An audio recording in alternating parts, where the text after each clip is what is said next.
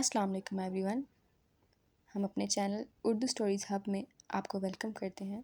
ہمارے چینل کو سبسکرائب کر دیجیے اور بیل آئیکن دبا دیجیے. اسٹوری اچھی لگے تو دوستوں کے ساتھ شیئر کیجیے. آج کی کہانی کا عنوان ہے ایک سادہ سی لڑکی. اف میرے خدا، میں بتا نہیں سکتی کہ سیما آپی کے دولہا نعمان اعجاز سے کتنے مل رہے تھے. مہا امی کے ہمراہ ابھی ایک شادی نمٹا کر لوٹی تھی اور اب گزشتہ 24 گھنٹوں سے دولہا صاحب کی شان میں قصیدے پڑھ رہی تھی. واقعی بالکل نعمان اعجاز جیسے تھے. ایمان نے بھی رشک آمیز حیرت سے کوئی چوتھی بار پوچھا.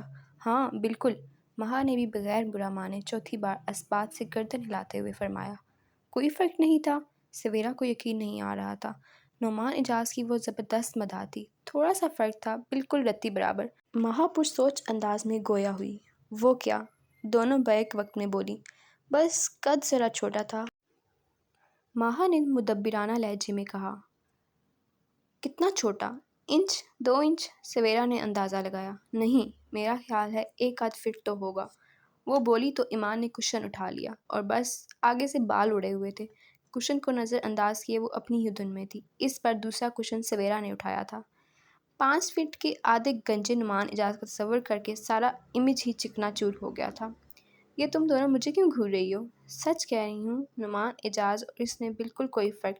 سویرا اور ایمان نے اس بار اس کا فکرہ پورا ہونے سے پہلے ہی اسے جا پٹکا تھا. وہ ایسی ہی تھی، فطرتاً بہت سادہ مزاج. بقول سویرا احمقانہ حد تک سادہ مزاج. لوگوں کی شکلیں ملانے میں اسے خاص کمال حاصل تھا. پچھلے دنوں تایا جی کی سبوہی کی منگنی کا فنکشن تھا. سبوہی سے ان تینوں بہنوں کی خاص دوستی تھی. بڑے اہتمام سے تیاری کر کے تینوں منگنی کی تقریب میں شرکت کرنے کے لیے ایک روز بیشتر ہی تایا جی کے ہاں چلی گئی تھیں. وہاں پہلے سے ہی خاندان بھر کی لڑکیاں جمع تھیں. خوب ہلا گلا ہو رہا تھا. ان تینوں کے آ جانے سے گو محفل مکمل ہو گئی تھی. رات گئے تک سب سبوہی کو ہمایوں کے نام سے چھیڑتے رہے اور وہ بیچاری بھی لال گلابی ہوتی رہی. اگلی شام کو منگنی کا فنکشن تھا. مہا بھی ٹھہری بلا کی سادگی پسند. اس وقت بھی وہ سب سے پہلے تیار ہو کر باہر مٹر گشت کر رہی تھی. لڑکے والوں کی آمد پر سب سے پہلے اس نے ہمایوں کو دیکھا اور حسب عادتاً فوراً بھاگتی ہوئی اور پھر دوسری منزل پر واقع سبوہی کے کمرے میں گئی تھی. میں نے تو ہمایوں بھائی کو دیکھ بھی لیا. پھولی سانسوں پر قابو پاتے ہوئے اس نے بریکنگ نیوز جاری کی. ہیں؟ واقعی؟ کیسے ہیں؟ خلقت سب کام چھوڑ کر اسی کے گرد جمع ہو گئی. وہ کیسے ہیں؟ اس نے آنکھیں موند کر ذہن پر زور دیا. سویرا اور ایمان ذرا چکنی ہو گئی. نہ جانے کیا پھوٹ دے گی. اس کی عادت کو مد نظر رکھتے ہوئے انہوں نے آنکھوں ہی آنکھوں میں اسے روکنا چاہا تھا، لیکن وہ محترمہ تو آنکھیں بند کیے کہیں اور ہی پہنچی ہوئی تھی. ہاں، یاد آ گیا. کتنی حیرت انگیز مشابہت ہے. دفعتاً کسی نتیجے پر پہنچ کر اس نے آنکھیں کھولی. بالکل جنید جمشید جیسے لگ رہے تھے. اس نے بے حد مسرور ہو کر جملہ حاضرین کو اطلاع فراہم کی اور اس اطلاع پر سبوہی کا سانس رک سا گیا کہ کہیں لڑکا تبدیل تو نہیں کر دیا گیا. کسی انجانے خوف کے پیش نظر اس کا دل دھڑکا. اس نے اپنے منگیتر کو باغور دیکھ رکھا تھا، لیکن یہ مہا کیا کہہ رہی ہے؟ کتنے اخباروں میں عین وقت پر دولہا تبدیل کر دیے جانے کی خبریں چھپتی ہیں، لیکن منگنی کے موقع پر کوئی ایسا واقعہ اب تک تو نظر سے نہیں گزرا تھا. واقعی جنید جمشید سے ملتے ہیں؟ کتنی لڑکیاں غش کھانے کو تھی. ہاں تقریباً. بس ذرا وہ اپنا فائنل تجزیہ پیش کرنے سے پہلے ذرا رکی. کیا بس ذرا جلدی بکو. کسی سے بھی یہ سسپنس برداشت نہیں ہوا. بس ذرا جنید جمشید کی ناک چپٹی کر دو اور رنگ کالا. اور سبوہی کی سانس بحال ہوئی. دولہا واقعی تبدیل نہیں ہوا تھا، جبکہ باقی سب چپٹی ناک اور کالے رنگ والے جنید جمشید کا تصور کر کے ذرا بتکے تھے. اور سبوہی تمہاری نند پتہ ہے کیسی ہے؟ اب وہ سبوہی کی طرف متوجہ ہوئی. مہا، تمہیں شاید امی بلا رہی ہیں. سویرا نے اسے مزید کسی گل افشانی سے روکنے کے لیے بروقت مداخلت کی. سویرا کو دیکھنے کچھ لوگ آ رہے تھے. امی سمیت سبھی کے ہاتھ پاؤں پھولے ہوئے تھے. سویرا ان کی تینوں بیٹیوں میں سب سے بڑی تھی. نہایت سلجھی ہوئی طبیعت کی مالک سویرا پورے خاندان میں ہی ہر دل عزیز تھی. شکل و صورت میں تو تینوں بہنیں ایک سے بڑھ کر ایک تھیں، لیکن سگڑاپے اور سلیقے میں سویرا یقیناً بازی لے گئی تھی. اس کا یہ رشتہ بھی چچی کے جاننے والوں میں سے آیا تھا. لڑکے کی والدہ اور بہنیں آئی تھیں. حسب توقع انہوں نے سویرا کو فوراً ہی پسندیدگی کی سند بخشی اور اب بڑے چاؤ اور اصرار سے ان لوگوں کو اپنے گھر آنے کی دعوت دے کر گئی تھی. پہلا مرحلہ تو خیر بخوبی طے ہو گیا تھا. اب اگلے مرحلے میں امی اور چچی نے لڑکے والوں کے ہاں جانا تھا۔ ماہا سب سے چھوٹی ہونے کے ناطے ساتھ جانے کو تیار تھی، لیکن ایمان ہرگز نہیں چاہ رہی تھی کہ ماہا کو ساتھ لے کر جایا جائے۔ امی یہ کسی وقت کچھ بھی الٹا سیدھا بول سکتی ہے، اسے مت لے کر جائیں۔ اس نے کوئی 5ویں بار امی سے کہا۔ ارے واہ، میں نہیں جاؤں گی تو سویرا کو کیسے پتہ چلے گا کہ موصوف کیسے ہیں؟ وہ اترائی۔ وہ خدا کے لیے تم نے وہاں سے آ کر کوئی بکواس کی تو میں تمہارا گلا دبا دوں گی۔ ایمان کی دی گئی دھمکی واقعی کارآمد ثابت ہوئی۔ جب ہی ماہا وہاں سے آ کر کچھ چپ سی تھی۔ کیا ہوا، اعظم بھائی پسند نہیں آئے؟ ایمان کو اپنی دھمکی تو بھول گئی، اب وہ اس کی خاموشی سے صحیح معنوں میں فکر مند ہو گئی۔ وہ تو فوری طور پر رائے دینے والی تھی تو پھر خاموش چے معنی نہیں، اعظم بھائی تو اچھے ہیں۔ وہ ابھی بھی سوچ میں ہی تھی، کس سے شکل ملتی ہے ان کی؟ ایمان اسے بولنے پر اکسا رہی تھی۔ نہیں، میں نے غور ہی نہیں کیا ہے، یہ کیسا معجزہ ہو گیا؟ اس بار سویرا بھی خاموش نہ رہ سکی۔ میں ان کے ابو پر غور کر رہی تھی۔ ابو پر کیا غور کر رہی تھی؟ ایمان نے دل پر ہاتھ رکھا۔ بالکل سچ کہہ رہی ہوں سویرا، اعظم بھائی کے ابو بالکل سلطان راہی سے ملتے ہیں۔ اس نے اپنی پریشانی کی وجہ سے بالآخر ان دونوں کو بھی آگاہ کر ہی دیا۔ کیوں؟ کیا گنڈاسا اٹھا رکھا تھا انہوں نے، یا پھر لاچا کرتا پہن رکھا تھا؟ ایمان بری طرح تپ کر بولی۔ نہیں، پہن تو سفاری سوٹ رکھا تھا، ویسے کلین شیو بھی تھے۔ سمارٹ تو اعظم بھائی سے بھی زیادہ تھا، لیکن قسم سے پھر بھی وہ سلطان راہی سے ہی مل رہے تھے۔ اس کی پریشانی کسی طور کم نہیں ہو رہی تھی۔ تاہم کلین شیو سفاری سوٹ میں ملبوس سمارٹ سے سلطان راہی کا تصور کر کے سویرا کے سینے میں اٹکی ہوئی سانس بحال ہو گئی۔ لڑکا پسند آ گیا تھا، گھر بھی اچھا تھا، سب سے بڑھ کر شریف لوگ تھے، سو جلد ہی بات فائنل کر دی گئی۔ ایمان کو چھوٹے ماموں نے پہلے ہی مانگ رکھا تھا، اسفند کو سب نے اچھی طرح دیکھ رکھا تھا، لہٰذا یہاں مہا بی بی کو دماغ پر زور ڈالنے کی قطعاً ضرورت نہیں پڑی۔ عید کے بعد دونوں بہنوں کی اکٹھے ہی شادی کر دی جائے، سو یہ طے پایا کہ عید کے ساتھ ہی زور و شور سے تیاریاں شروع کر دی جائیں۔ عید آنے میں 3 ماہ ہی تو تھے، گزرتے پتہ بھی نہ چلا۔ سویرا اور ایمان کی رخصتی کے ساتھ ہی گھر کے دیر و دیوار میں سناٹا سا اتر گیا۔ ابو تو آفس کے لیے صبح نکلتے تو شام کی خبر لاتے، ایسے میں امی اور ماہا ہی رہ جاتی تھی۔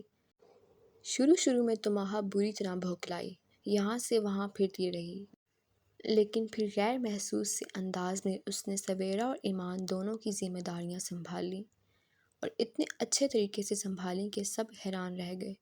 پتہ ہے امی اپنی کارکردگی سے کیا ثابت کرنا چاہ رہی ہے؟ ایمان اور سویرا اس روز آئی ہوئی تھی، اس کو پھرتی سے کام نپٹاتے دیکھ کر اسے چھیڑ رہی تھی۔ کیا ثابت کرنا چاہ رہی ہوں؟ ماہا نے آئیبرو چڑھاتے ہوئے۔ یہی کہ اب بنو بیاہ کے قابل ہو گئی ہے۔ ایمان نے بھی ٹکڑا جوڑا۔ جی نہیں، میں اتنی جلدی شادی نہیں کروں گی۔ اس نے جھٹ تردید کی۔ کیوں؟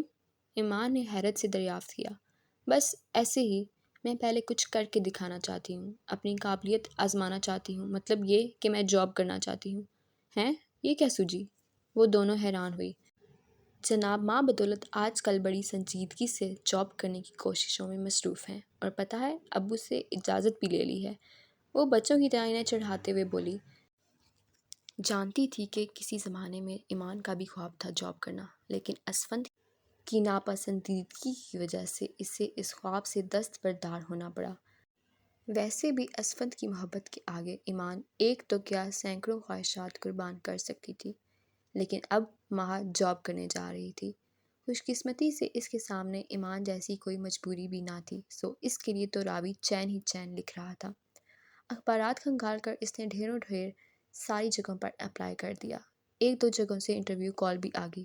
جس روز وہ پہلا انٹرویو دینے جا رہی تھی سخت گھبراہٹ کا شکار تھی، پتہ نہیں کیا کیا سوالات پوچھے جائیں گے۔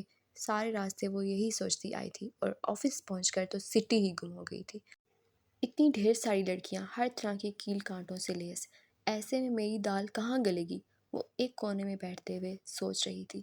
لڑکیوں کی تیاریوں سے یوں لگ رہا تھا کہ جیسے ابھی کچھ ہی دیر میں یہاں کیٹ واک شروع ہو جائے گی۔ تنگ اور اونچی قمیض، ٹراؤزر نما شلواریں، گلے میں رسی کی طرح جھولتے ہوئے دوپٹے۔ اس نے سب کا جائزہ لینے کے بعد اپنے اوپر نظر ڈالی۔ لائٹ لیمن کلر کے سادہ سے سوٹ میں بالوں کی ڈھیلی ڈھالی چٹیاں کیے وہ بہت عام لگ رہی تھی۔ چلو مجھے کیا، اگر اچھی جگہ ہوئی، قابلیت دیکھی گئی تو میں سلیکٹ ہو ہی جاؤں گی، اور اگر ان کی ڈیمانڈ کچھ اور ہوئی تو پھر ریجیکٹ ہونا ہی بہتر ہے۔ اس کی اچھی عادت تھی، وہ فوراً وجہ دے کر خود کو مطمئن کر لیتی تھی۔ بہرحال انتظار کافی طویل تھا، لیکن ایسے موقعوں پر وہ اپنے ازلی مشغلہ میں مصروف ہو جاتی تھی، اور اس وقت بھی یہی ہوا۔ وہ جو سامنے پر بس سوٹ والی لڑکی ہے، شکل تو اس کی معمول بلوچ جیسی ہے، لیکن ہے بہت موٹی، کمپلیکشن بھی ڈارک ہے، اور وہ کارنر والی جو بڑے سٹائل سے ٹانگ پر ٹانگ دھرے بیٹھی ہے، کچھ دیکھی دیکھی لگ رہی ہے۔ ارے ہاں، یاد آیا، واہ بھئی زبردست!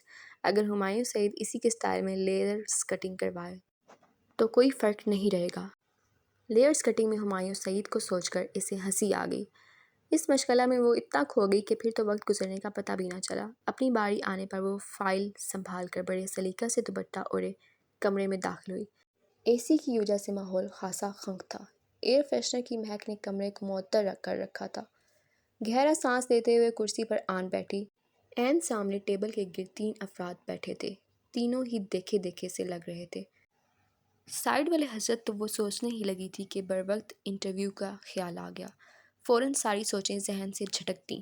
ہاں تو بی بی، کیا نام ہے آپ کا؟ سیدھے ہاتھ والے حضرت نے ابتدا کی۔ جی، مہا عبدالرحمن، اس نے متانت سے جواب دیا۔ کیا کوالیفیکیشن ہے؟ بی ایس سی، یہ جواب بھی مختصر دیا۔ انہوں نے پرسوچ انداز میں ہنکارا بھرا۔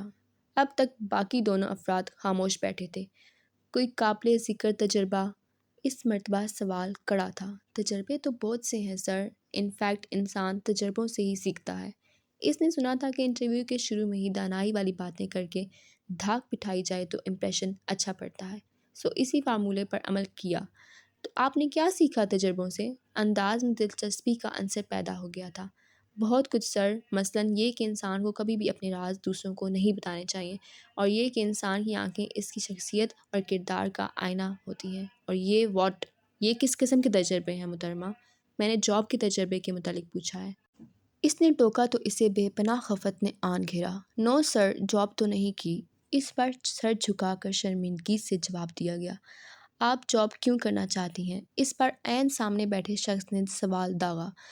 دراصل سر، اس نے سیدھا ہوتے ہوئے مخاطب کرنے والے شخص کو دیکھا۔ او مائی گڈنس! ایکس فائلز کا ہیرو مولڈر! سوال جواب وہ سب کچھ بھول گئی۔ جی، کچھ کہہ رہی تھیں آپ؟ اسی مولڈر نے اس کے انہماک کو توڑا۔ جی سر، اور یہ تو سوچا ہی نہیں تھا کہ یہ سوال بھی پوچھا جائے گا۔ وجہ تو اسے خود بھی معلوم نہیں تھی۔ جلدی سے ذہن پر زور ڈالا۔ میں ملک و قوم کی خدمت کرنا چاہتی ہوں۔ دماغ نے فوراً کام کیا تھا اور ایک شاندار وجہ ڈھونڈ نکالی تھی۔